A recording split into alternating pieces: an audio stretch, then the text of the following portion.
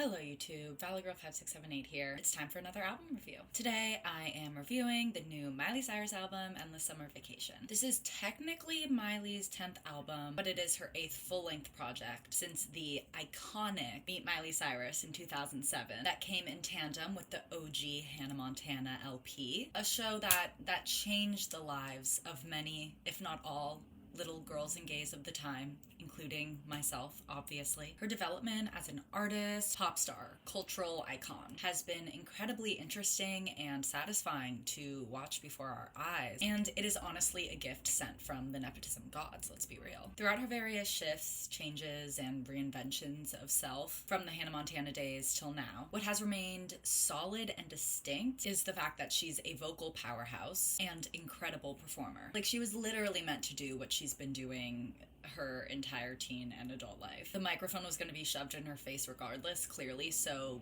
good thing it worked out for her. This album, Endless Summer Vacation, follows 2020's Plastic Hearts, which in my opinion was such an iconic era for Miley and was potentially her best. It just really felt like that album and era was Miley at her innermost core. While this album, Endless Summer Vacation, is much more pop forward than Plastic Hearts, it does still feel like a genuine Miley album. However, I do think all of her albums are quite genuine to where she was at in her life at the time of making the albums. But albums like Bangers and Miley Cyrus and Her Dead Pets, which is my personal favorite Miley album, high key, put some respect on her name.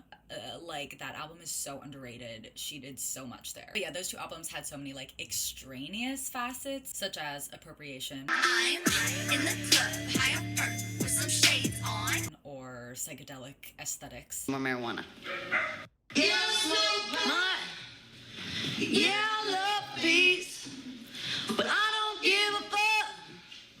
I ain't no hippie. That this like core Miley that I'm talking about was a bit more hidden. Clearly I can talk about Miley's development for hours, so let's just get into this album. Let's do this. The first track, Flowers, was the only single we got for this release, and it came alongside that cute little music video. If you're into the Miley lore at all, you probably already know that she interpolates Bruno Mars's 2013 song, When I Was Your Man. We all remember. What's interesting about this, though, is that this song was apparently her and Liam Hemsworth's wedding song, or like he dedicated it to her at some point. Regardless, it is a huge burn to Liam, as she takes the lyrics that Bruno in the song is saying he should have done when he was this person's man, and she flips it and says, like, I can do these things for myself by myself, and I can love me better than you can. And on top of that, sonically, she samples Gloria Gaynor's 1978 iconic track, I Will Survive. So it's a double burn just with the usage of the samples, not even to mention the rest of the lyrics of the song. The production of the track by Kid Harpoon and Tyler Johnson is very crisp and effective. My only grievance is like the lack of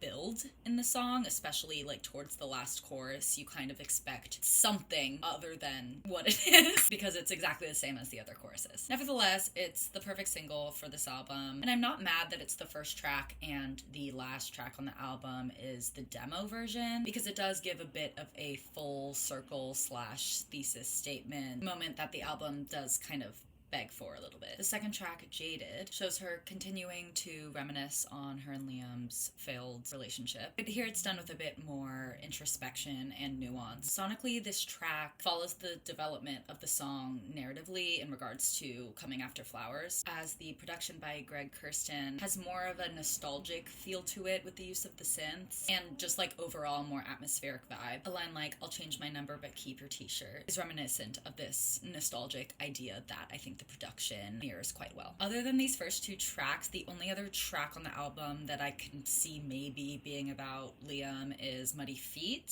Sia. This song is certainly giving Sia, and I don't hate it, but I don't love it. The other feature track on the album is track 4, 1,000 Miles, featuring Brandi Carlile. I appreciate the instrumentation in this song a lot. It's a well-written song. Miley and Brandi's voices go beautifully together, as we know. But yeah, it's nothing new. But I am always here for a Miley power ballad. The next track, track 5, You, is another ballad, but I would definitely not say it's a power ballad or powerful. The track is certainly titled correctly, as there's really not much more to the track other than the hook but only if it's with you. The you in question, the subject of the song, is Max Mirando, Miley's public boyfriend since 2021. She's in her rar cougar era. And he is the love interest subject of many other songs on the album, such as Wild Card, which thematically follows the sentiments of her 2020 track off of Plastic Heart's Never Be Me almost identically, and Island, which shows Miley being away from Max, missing him, but also being reminded how much she loves and really values her freedom and independence. Track 3, Rose Colored Glasses. This is also a perfectly titled track, as Miley just wants her and her lover to keep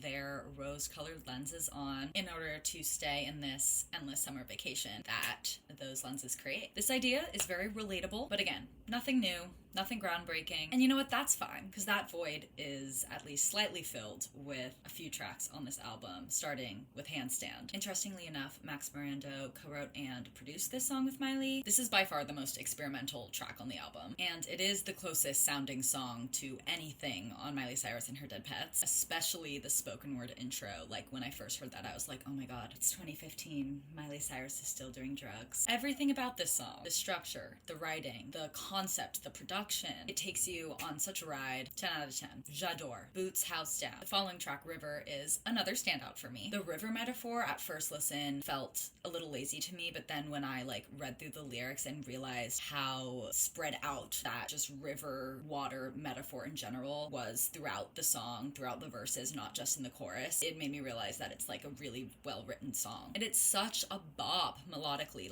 That pre-chorus melody, I love how versatile her performance is on this track. Love. J'adore. House Boots Down. And then track 8, Violet Chemistry, is really seriously House Boots Down, as this is I'm not even going to say love track. This is a lust track about a one-night stand with a woman. The song is not called Violent Chemistry. It is called Violet Chemistry, aka gay chemistry. So it's another perfectly titled track, and what really made me realize specifically what the song was about was the bridge. James Blake is a writing credit on this track, and I am a huge James Blake stan. So yeah, another 10 out of 10. Track 12, Wonder Woman, is a lovely dedication to her late grandmother, to feminine ancestral connection, and feminine strife. This track is really well written, given that she was able to portray all of that in a 3-minute piano ballad. So yeah, overall, I like this Miley album. I love that the sound is fairly versatile throughout, but it all does still remain cohesive, and thematically it does all work with the title being Endless Summer Vacation. The highs are really high on this thing, and the lows aren't crazy lows, but that does create an album of a lot of mid. So is this her best album? No. We all know what her best album is, but it is certainly not her worst. And honestly, just Handstand, River, and Violet Chemistry have me gooped and gagged. I don't need the rest of the album, honestly. So given that, I'm gonna follow in my own little footsteps and give the album a 6.5.